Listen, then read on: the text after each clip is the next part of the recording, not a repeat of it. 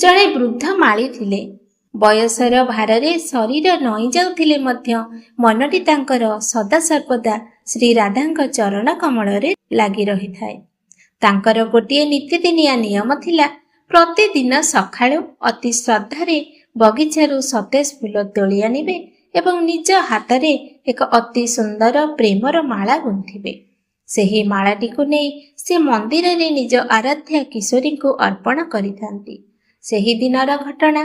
ଦିନେ କିଛି କାମ ଓ ବ୍ୟସ୍ତତା ଭିତରେ ବୃଦ୍ଧ ମାଳି ଜଣକ ଅନ୍ୟମନସ୍କ ହୋଇପଡ଼ିଲେ। ସେ ମାଳା ତ ଗୁନ୍ଥିଲେ, କିନ୍ତୁ ଭୁଲ ବଶତଃ ତାହାକୁ ମନ୍ଦିରକୁ ନେଇ ଚଢ଼ାଇବାକୁ ଭୁଲିଗଲେ। ରାତି ହେଲା। ସେତେବେଳକୁ ସେ ଶୋଇବାକୁ ଯାଉଥିଲେ। ହଠାତ୍ ତାଙ୍କର ମନେ ପଡ଼ିଲା ଯେ ଆଜି ତ ସେ ମାଳାଟି ଅର୍ପଣ କରିନାହାନ୍ତି। ବୃଦ୍ଧ ମାଳିଙ୍କୁ ସେହି ରାତିରେ ଜମାରୁ ନିଦ ଆସିଲା ନାହିଁ। ଅନୁତାପର ନିଆଁରେ ସେ ଜଳିବାକୁ ଲାଗିଲେ। କାନ୍ଦି କାନ୍ଦି ସେ କେବଳ ଏତିକି ପ୍ରାର୍ଥନା କରୁଥିଲେ, ହେ ମୋର ପ୍ରାଣପ୍ରିୟା ରାଧେ, ମୋ ପରି ଅଧମକୁ କ୍ଷମା କରିଦିଅ। ବୟସ ଯୋଗୁଁ କିମ୍ବା ମାୟା ଯୋଗୁଁ ମୁଁ ଆଜି ତୁମକୁ ଭୁଲିଗଲି। ମୋ ସେବାରେ ତ୍ରୁଟି ରହିଗଲା ମା।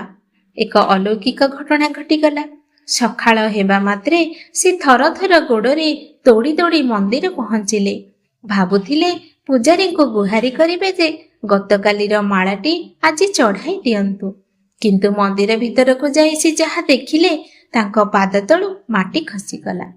ଠିକ୍ ସେହି ମାଳାଟି ଯାହା ସେ କାଲି ଅତି ଯତ୍ନରେ ଗୁନ୍ଥି ଘରେ ଛାଡ଼ି ଆସିଥିଲେ, ତାହା ଶ୍ରୀ ରାଧାଙ୍କ ଶ୍ରୀ ଚରଣରେ ଶୋଭା ପାଉଥିଲା। ମନ୍ଦିରର କବାଟ ବନ୍ଦ ଥିଲା। କେହି ସେଠାକୁ ଯାଇନଥିଲେ। କିନ୍ତୁ ସେହି ପ୍ରେମର ମାଳାଟି ଠାକୁରାଣୀଙ୍କ ପାଖରେ ପହଞ୍ଚି ସାରିଥିଲା। ମାଳିଙ୍କ ଆଖିରୁ ଲୁହର ଧାର ବହିଗଲା। ସେ ବୁଝିଗଲେ ଯେ ଭଗବାନ କେବଳ ବାହ୍ୟ ବସ୍ତୁ ଖୋଜନ୍ତି ନାହିଁ, ସେ ଖୋଜନ୍ତି କେବଳ ଭାବ।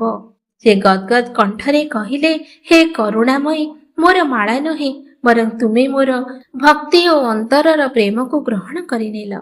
ତ ଦର୍ଶକ ବନ୍ଧୁ, ପ୍ରକୃତ ପ୍ରେମ ଓ ନିଃସ୍ୱାର୍ଥ ଭକ୍ତି କେବେ ବି ବ୍ୟର୍ଥ ଯାଏ ନାହିଁ। ଆମେ ଯଦି ଅନ୍ତରର ସହିତ ଭଗବାନଙ୍କୁ ମନେ ପକାଉ, ତେବେ ଭୁଲ ବଶତଃ ରହିଯାଇଥିବା ସେବା ମଧ୍ୟ ଭଗବାନ ନିଜେ ସ୍ୱୀକାର କରନ୍ତି। କାରଣ ଭଗବାନ ବସ୍ତୁର ନୁହେଁ, ଭାବରୁ ଭୋକିଲା। ଜୟ ଶ୍ରୀ ରାଧା।